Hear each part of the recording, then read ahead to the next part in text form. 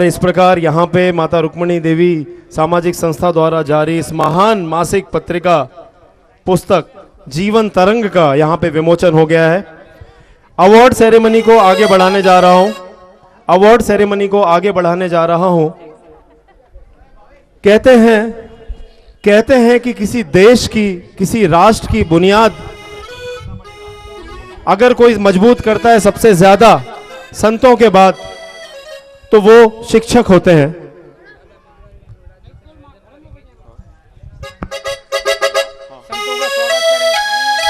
यहाँ पे दादा मेघराजमल जी से मैं दरख्वास्त करूंगा कि श्याम नाथानी जी और डॉक्टर श्याम भटीजा जी, आप सभी मिलके यहाँ पे माता रुक्मणी देवी सामाजिक संस्था की तरफ से आए हुए समस्त संत गणों का यहाँ पे स्वागत किया जाए।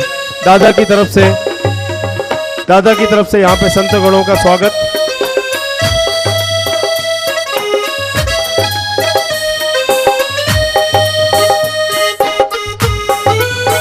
संत नारी गुरसहानी बाबा जी का यहाँ पे स्वागत किया जा रहा है दादा मेघराजमल रोहरा द्वारा। और यहाँ पे साईं रूपाराम जी का भी मैं दादा मेघराजमल से दरख्वास्त करूंगा, साईं रूपाराम जी का भी यहाँ पे स्वागत किया जाए। साईं जी का भी यहाँ पे स्वागत किया जा रहा है दादा मेघराजमल जी द्वारा। एक अविस्मरणीय पल, माता रुक्मणी देवी सामाजिक संस्था के इतिहास में एक अविस्मरणीय पल। धन्यवाद सर। और यहाँ पर मैडम मिसेस रूपा रतन सिन्हा जी भी यहाँ पे स्वागत करने जा रही हैं।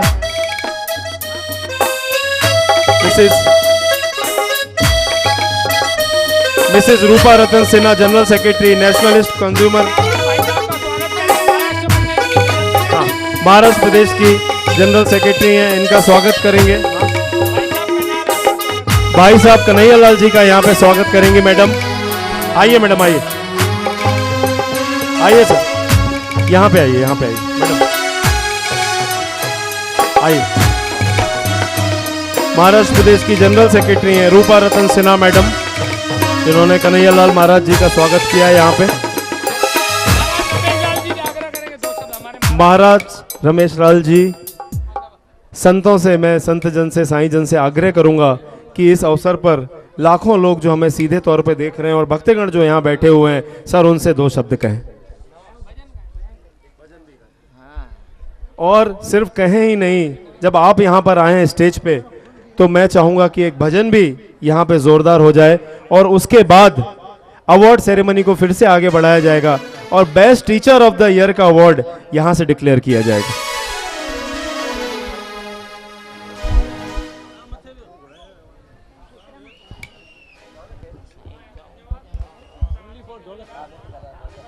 जय बोले।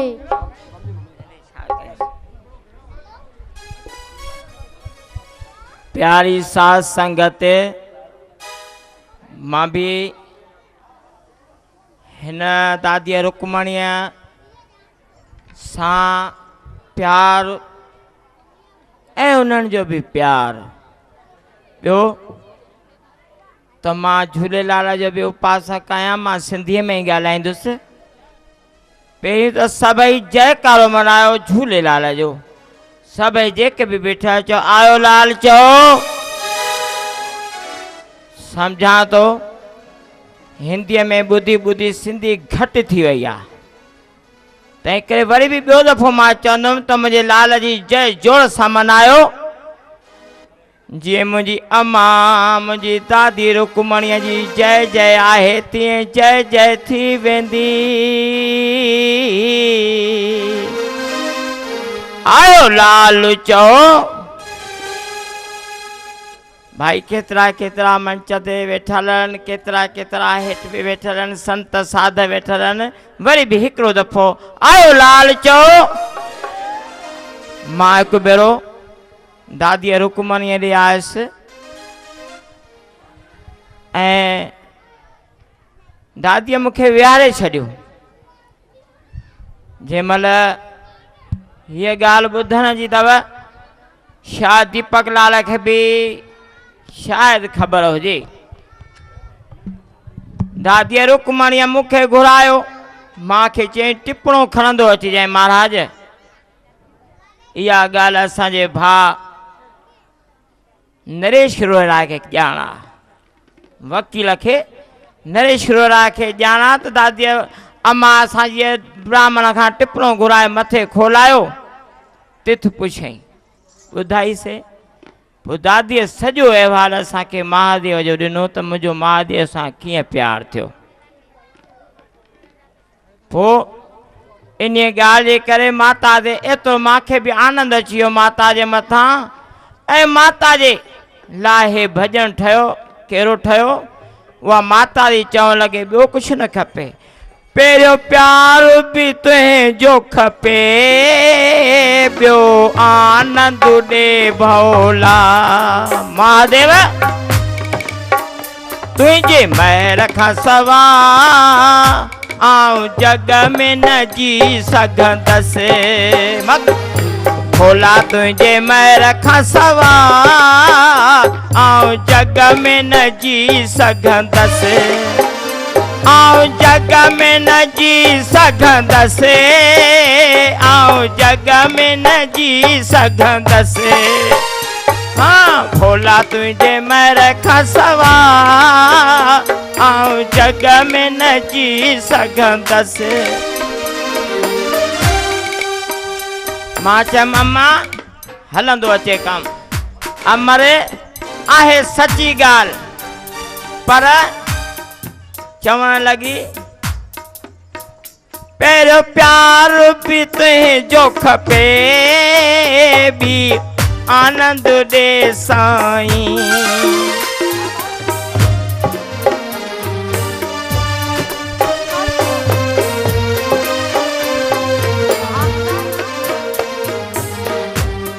भोला पहिरियों प्यार बि तुंहिंजो खपे ॿियो आनंद ॾे साईं तुंहिंजो यादि हुजे हर हर चोथों चित चरणनि लाई तुंहिंजो यादि हुजे हर हर चोथों चित चरणनि लाई भोला तुंहिंजे महर खां सवाइ आऊं जग में न जी सघंदसि भोला तुंहिंजे महर खां सवाइ आऊं जग में न जी सघंदसि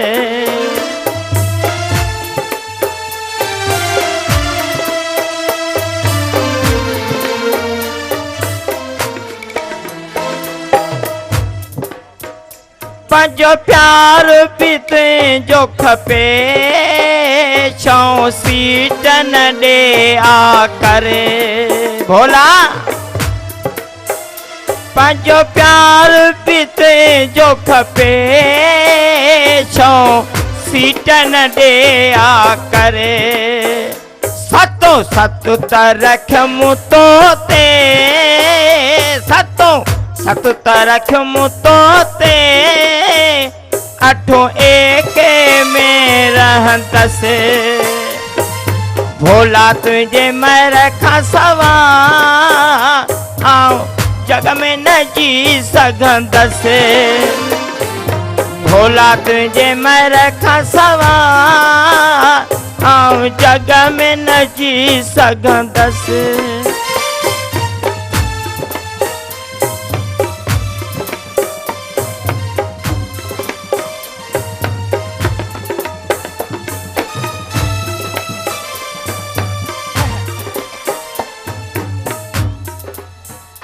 नाओ नाम बि तुंहिंजो खपे ॾहों ॾोहनि ॾे माफ़ी नाओ नाम बि तुंहिंजो खपे ॾहों ॾोहनि ॾे माफ़ी यारो यादि हुजे हर हर ॿारो ते मूंखे माफ़ी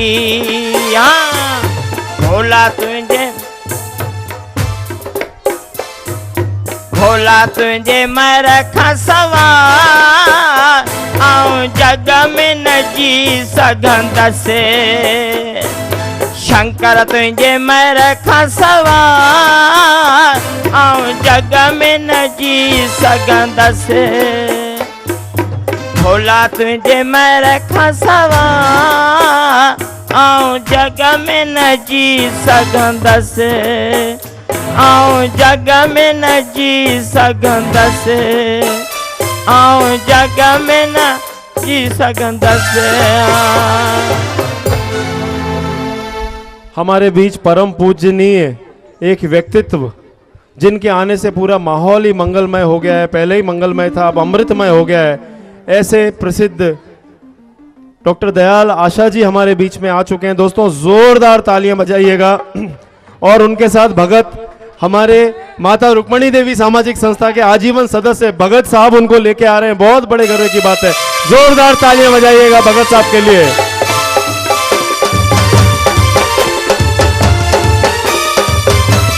और जय नाथानी साहब उन्हें लेके आ रहे हैं, जय नाथानी जी उन्हें लेके आ रहे हैं, तेजू जी लेके आ रहे हैं, डॉक्टर दयाल आशा जी, साहित्य शिरोमणि डॉक्टर दयाल आशा जी।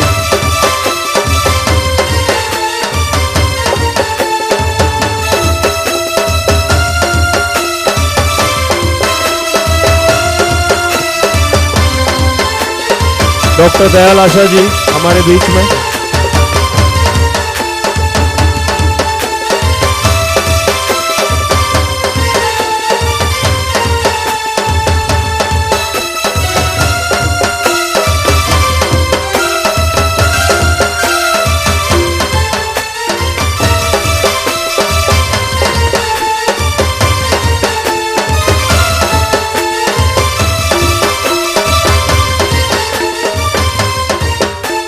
दयाल डॉक्टर दयाल आशा जी के चरणों में साक्षात मैं यहाँ पे नमन करते हुए, सर आपको तो नमन करते हुए मैं यहाँ पे हमारे आगे के अवार्ड्स बढ़ाने जा रहा हूँ। आगे के अवार्ड्स बढ़ाने से भी पहले मैं एक बार फिर से मैं हमारे पूजनीय आर्य गुरुजी से मैं दरख्वास्त करूँगा, हमारे पूजनीय आर्य गुरुजी से मैं दरख्वास्त करूँगा कि सर इस शुभ मंगलमय अमृतमय अवसर पर हेलो सर हमें मार्गदर्शन करें और यहाँ पे आके उन्हें कैसा महसूस हो रहा है, कुछ ऐसा कहें जो सुनने के लिए हम सब यहाँ बैठे हुए हैं। जोरदार तालियां बजाइएगा अपने परम पूजनीय आर्य गुरुजी के लिए।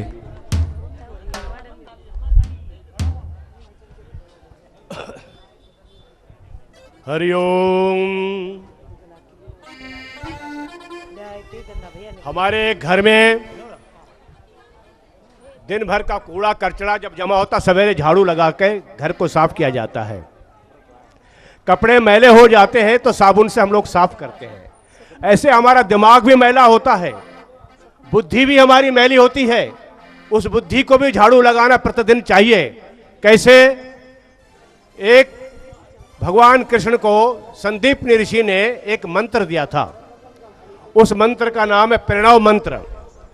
वो प्रणव मंत्र 5 मिनट प्रातः बिस्तर पर बैठे बैठे आप कहें तो आपके दिमाग की झाड़ू लग जाएगी, दिमाग आपका साफ हो जाएगा। एक 5 बार हमारे साथ में आप ओम कहेंगे। कैसे? पूरा श्वास भरिए, ओ कहते हुए मां अपने आप हो जाए। मैं शुरू करता हूं। हरि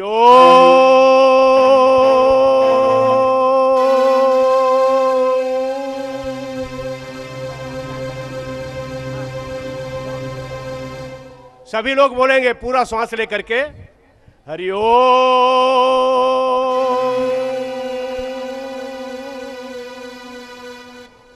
2 बार हुआ, 3 बार और कहना है। हरि ओम।